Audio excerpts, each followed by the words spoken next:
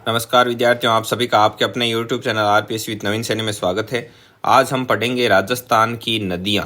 तो राजस्थान की नदियों में हम पढ़ते हैं तो अरावली पर्वतमाला जल विभाजक का कार्य करती है। जल विभाजक मतलब राजस्थान के जल को दो भागों में बांट देती है। जल विभाजक रेखा कैसे कि इसके पूर्व की ओर की नदियाँ बंगाल की खाड़ी, पूर्व मतलब इस साइड की नदियाँ तो बंगाल की खाड़ी में, अरावली पर्वतमाला के साइड की नदियाँ तो बंगाल की खाड़ी में, वे पश्चिम ओर की नदियां हैं वो अरब सागर में गिरती है। इस तरफ की नदियां किस में जाएगी?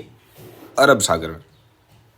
नंबर 2 कंसेप्ट, बीकानेर और चूरू में कोई नदी नहीं है, एक भी नदी नहीं है बीकानेर और चूरू में।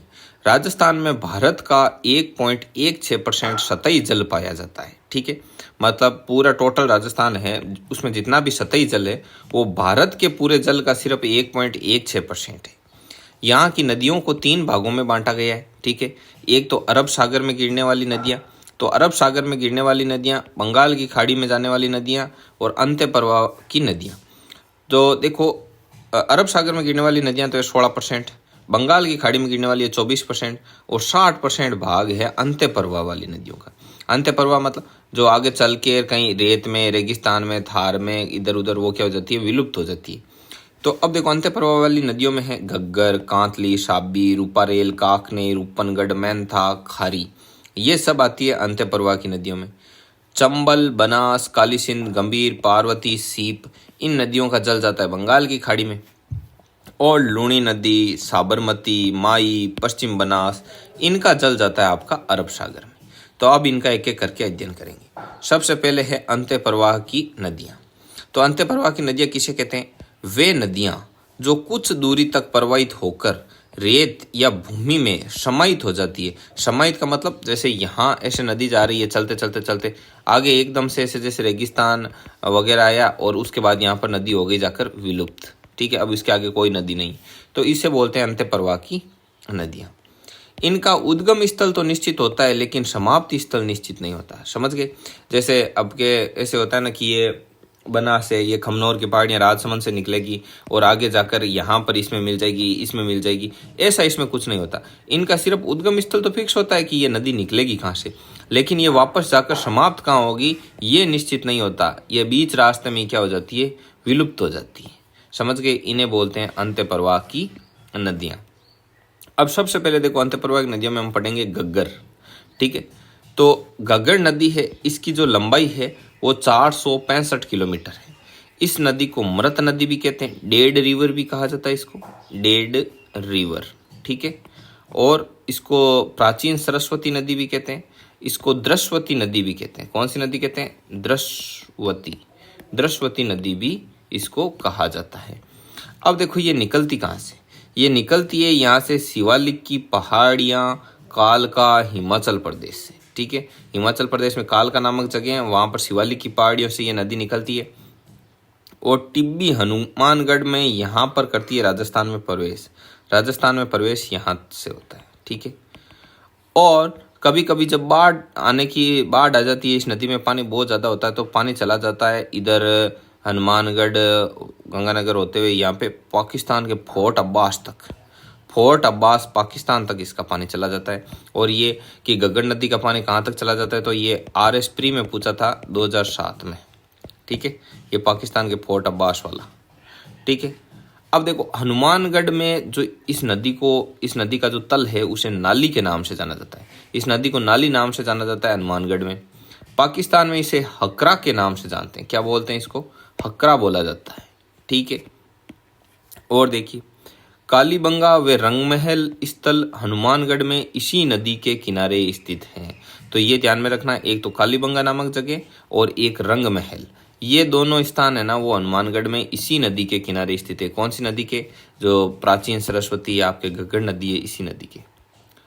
और राजस्थान में ये 2 जिलों में बहती है। तो 2 जिले कौन कौन से हैं? एक तो गंगानगर और एक हनुमानगढ़। हनुमानगढ़ में प्रवेश कहाँ से करती है? टिब्बी से। टिब्बी हनुमानगढ़ से इसका होता है प्रवेश। राजस्थान की आंतरिक प्रवाह की सबसे लंबी नदी मानी जाती है ये दृश्यवती, प्राचीन सरस्वती और मृत नदी, घग्गर नदी। इस घग्गर नदी को राजस्थान की आंतरिक प्रवाह की सबसे लंबी नदी माना जाता है। ठीक है, इसमें बाढ़ आने पर इसका पानी पाकिस्तान के फोर्ट अब्बास तक चला जाता है। ये RS प्री 2007 का क्वेश्चन था। ठीक है, तो अब ये घग्गर नदी से संबंधित जितने भी महत्वपूर्ण क्वेश्चन थे वो अपने इसमें हो गए कंप्लीट। ठीक है, ये घग्गर नदी, अब ये घग्गर नदी का यहाँ से लेके आगे चलाओ, देखो इसको यहाँ तक ये हो गया पूरा कंप्लीट। ठीक है, अब देखो अब आगे होता है आपके, ये घग्गर हो गई। अब पढ़ते हैं अपन कांतली के बारे में कि कांतली नदी क्या है। ठीक है लाडलो, तो अब हम पढ़ेंगे ये घग्गर, अब ये कांतली। तो आइए कांतली पर। कांतली नदी है, इसका उद्गम होता है खंडेला की पहाड़ियां सीकर। खंडेला की पहाड़ियों के बारे में आपने सुन रखा होगा। खंडेला की पहाड़ियां सीकर से, शेखावाटी से कांतली नदी का होता है उद्गम। इसका प्रवाह क्षेत्र मतलब ये बेती कहाँ का है, तो ये सीकर, झुंझुनू, चूरू की सीमा पर आकर ये क्या हो जाती है, समाप्त हो जाती है। ठीक है, चूरू वैसे भी रेतीला एरिया है। ठीक है, तो सीकर, झुंझुनू और चूरू मतलब शेखावाटी में ये बहती है। और इसका जो प्रवाह क्षेत्र होता है, प्रवाह क्षेत्र मतलब कांतली नदी का जो बहाव क्षेत्र है उसको तोरावाटी के नाम से जाना जाता है। कांतली नदी का बहाव क्षेत्र, इसे किस नाम से जाना जाता है, इसे जाना जाता है आपके तोरावाटी के नाम से। किस नाम से जाना जाता है, तोरावाटी के नाम से जाना जाता है। ठीक है, आगे बात समझ में। अब देखो गणेश्वर जो सभ्यता है वो इसी नदी के किनारे, कौन सी नदी के किनारे, कांतली नदी के किनारे ही गणेश्वर सभ्यता है वो विकसित हुई थी। और गणेश्वर सभ्यता को ताम्रयुगीन सभ्यताओं की क्या कहा जाता है, जननी कहा जाता है। ये बहुत ही ज्यादा इंपॉर्टेंट फैक्ट है कि गणेश्वर सभ्यता को ताम्रयुगीन सभ्यता की जननी कहा जाता है।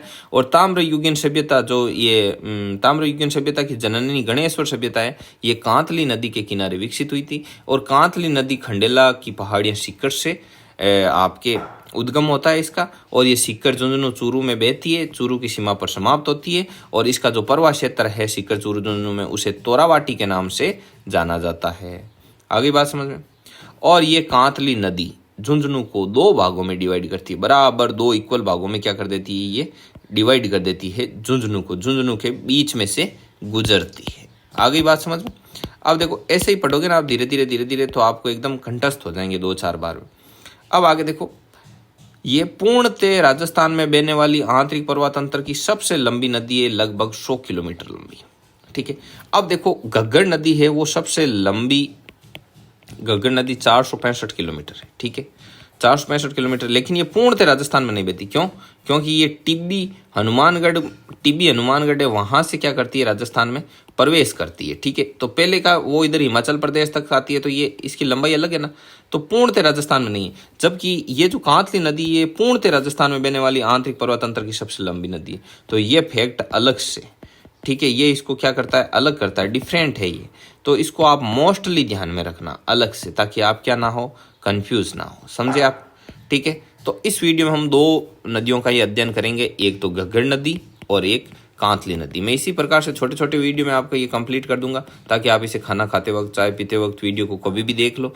और जो नोट्स है वो हमारे टेलीग्राम पर उपलब्ध है। ठीक है, टेलीग्राम का जो चैनल है उसका लिंक है वो आपके डिस्क्रिप्शन में दे रखा है। इसके अलावा यदि आप हमारे व्हाट्सअप ब्रॉडकास्ट में ऐड होना चाहते हैं तो व्हाट्सअप नंबर ब्रॉडकास्ट में भी दिए हुए हैं और यहाँ पर भी मैं लिख देता हूँ, तो इससे आप हमारी व्हाट्सअप ब्रॉडकास्ट में भी ऐड हो सकते हैं। ठीक है विद्यार्थियों, तो मिलते हैं नेक्स्ट वीडियो में, तब तक के लिए जय हिंद, जय भारत।